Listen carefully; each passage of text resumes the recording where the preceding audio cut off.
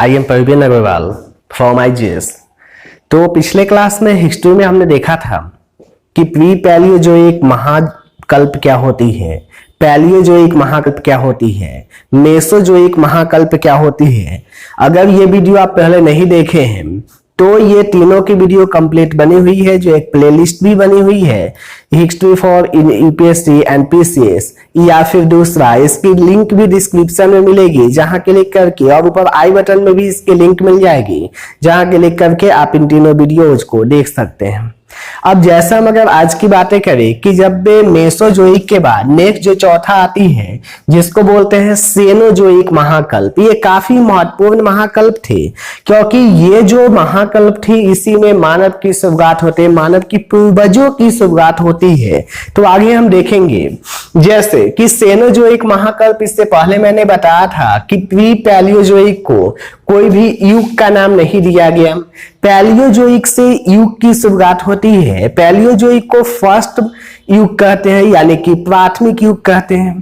Palaeozoic के बाद आती है मेसोजोइक, मेसोजोइक को हम बोलते हैं द्वितीयक युग, और तब आती है सेनोजोइक जिसको तृतीयक युग के नाम से जाना जाता है। अब सेनोजोइक महाकल्प जो थे इसमें कल्पों की संख्या 5 थी। अब ये 5 कल्प कौन कौन सी, तो पहला पैलियोसीन कल्प, दूसरा इयोसीन कल्प, तीसरा ओलिगोसीन कल्प, चौथा मायोसीन कल्प और पांचवा प्लायोसीन कल्प। तो यही 5 इसमें कल्प के रूप में देखा गया।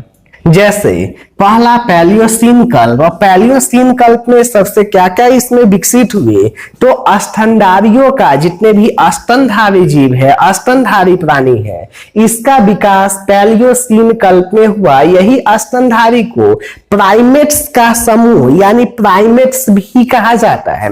अब ये प्राइमेट समूह में क्या क्या आते हैं, तो जैसे कॉपी, इसलिए कहा जाता कि मानव की जो सबसे पूर्वज थे, जो कौन, तो कॉपी, कॉपी के बाद दूसरा कौन, तो गोरिल्ला, फिर चिंपैंजी, ओरंगडटन, लंगूर और छुछुंदर इत्यादि। तो इन सभी जो आते हैं ग्रुप में, ये कौन सी, तो प्राइमेट्स ग्रुप में ये सभी शामिल है, और यहीं से विकसित होकर के वर्तमान मनुष्य की ओर हम लोग जाते हैं। इसके बाद नेक्स्ट कल्प आती है इयोसीन कल्प। इयोसीन कल्प में किसकी, तो यहीं पे हिमालय की उत्पत्ति होती है। यहाँ पे ध्यान देंगे कि सेनोजोइक महाकल्प में ही हिमालय की उत्पत्ति होती है, इससे पहले हिमालय की उत्पत्ति नहीं हुई थी। अब ये कौन कौन से, तो ट्रांस हिमालय की जो उत्पत्ति हुई है, ट्रांस हिमालय की उत्पत्ति किसमें, तो इयोसीन कल्प में। ट्रांस हिमालय के अंतर्गत कौन कौन सी आती है, तो लद्दाख, जौस्कर, फिर पंजाल, तो ये जो श्रेणी है ये आती है ट्रांस हिमालय श्रेणी के अंतर्गत। इसके बाद दूसरा आती है ओलिगोसीन कल्प। ओलिगोसीन कल्प में महान हिमालय की उत्पत्ति होती है, वहीं मायोसीन कल्प में मध्य हिमालय की उत्पत्ति होती है, और प्लायोसीन कल्प में शिवालिक श्रेणी की उत्पत्ति होती है।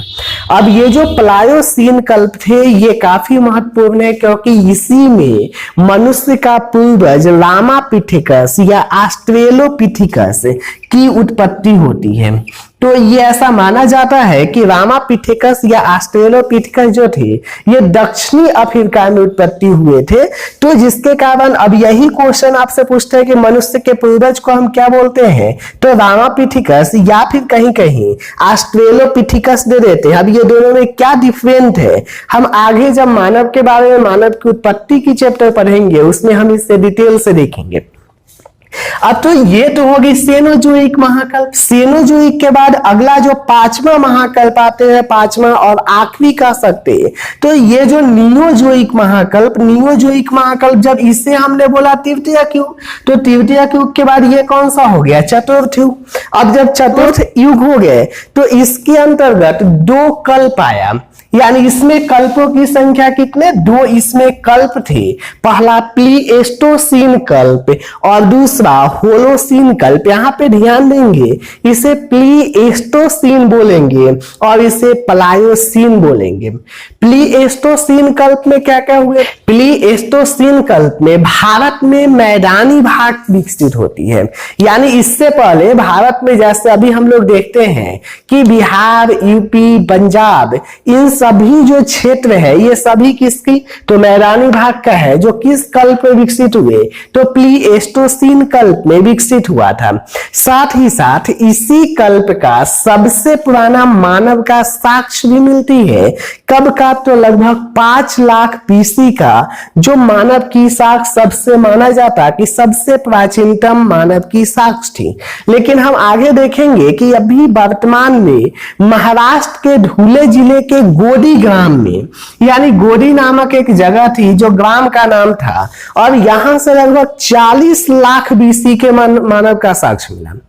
लेकिन इस पे अभी शोध चल रही है, यानी इस पे अभी खोज हो रही है, अभी इसकी कंफर्म नहीं हुई है कि ये 40 लाख बीसी का ही है, लेकिन ऐसा माना गया है कि ये 40 लाख बीसी का। अगर ये शोध हो जाती है तो ये जो 5 लाख बीसी का है ये गलत साबित होकर 40 लाख बीसी को हम मान्य करेंगे। इसके बाद प्लीस्टोसीन कल्प को ही हम लोग पाषाण काल के नाम से जानते हैं, यानी जिसमें स्टोन एज इसको बोलेंगे इंग्लिश में, यानी कि स्टोन का यूज करने वाला काम, यानी कि जितना भी काम होती थी सभी की सभी काम किससे, तो पत्थरों से निर्मित करते होते थे।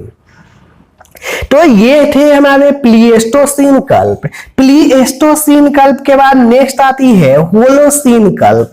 तो होलोसीन कल्प में जब इसमें प्राचीनतम साक्ष्य मिल जाती है मानव का, इसमें धीमे धीमे मानव विकसित होने लगते हैं, और जब मानव विकसित हुए मतलब कि अब आ गए हम लोग किसमें, होलोसीन कल्प में, जिसमें अभी जो जितने मनुष्य है, वर्तमान मनुष्य, वर्तमान में जो मानव है, ये मानव विकसित हो जाती है। तो इसी को हमने बोला होलोसीन कल्प।